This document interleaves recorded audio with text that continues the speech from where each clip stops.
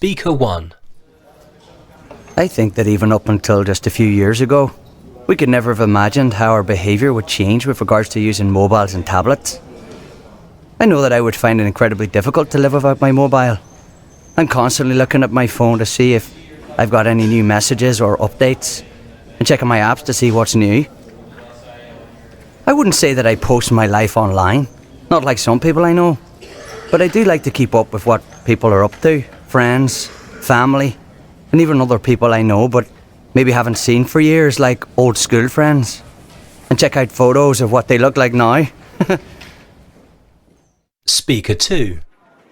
In a way, I think it's quite funny that we're always worrying about teenagers and young people becoming obsessed with online communication. But if you ask me, we need to worry just as much about adults.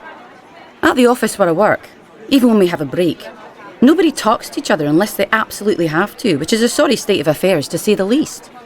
Everyone's too busy checking their social networks and sending messages to have time to communicate face to face. People spend their lunchtime glued to their screens or barely glance up from their phones. Even during meetings, people can't resist subtly checking their phone.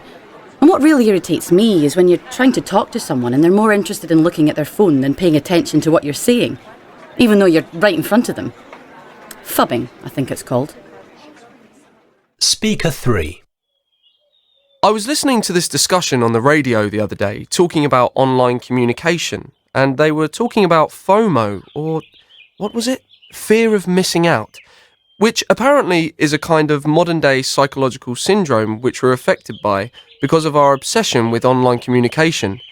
Basically, they were saying that the reason why people feel that they have to be connected 24/7 and communicate everything they're doing and keep up with everything that other people we know are doing is down to this fear of missing out.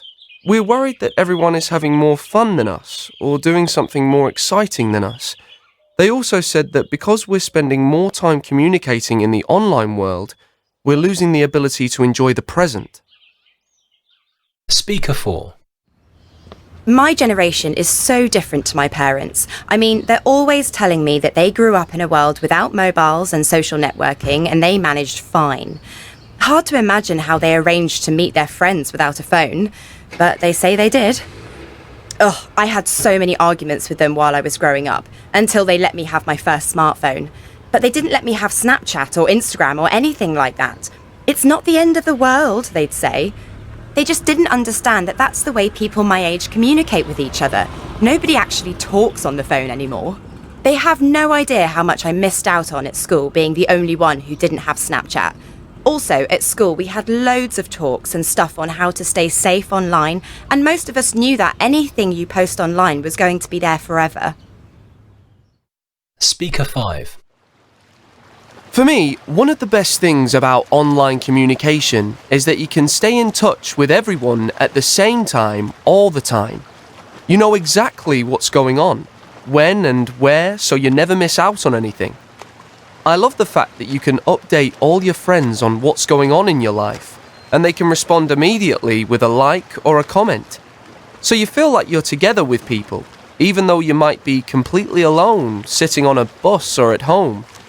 I share loads of photos, but I only post up my best edited shots. I hate it when people I know post photos of me not looking my best.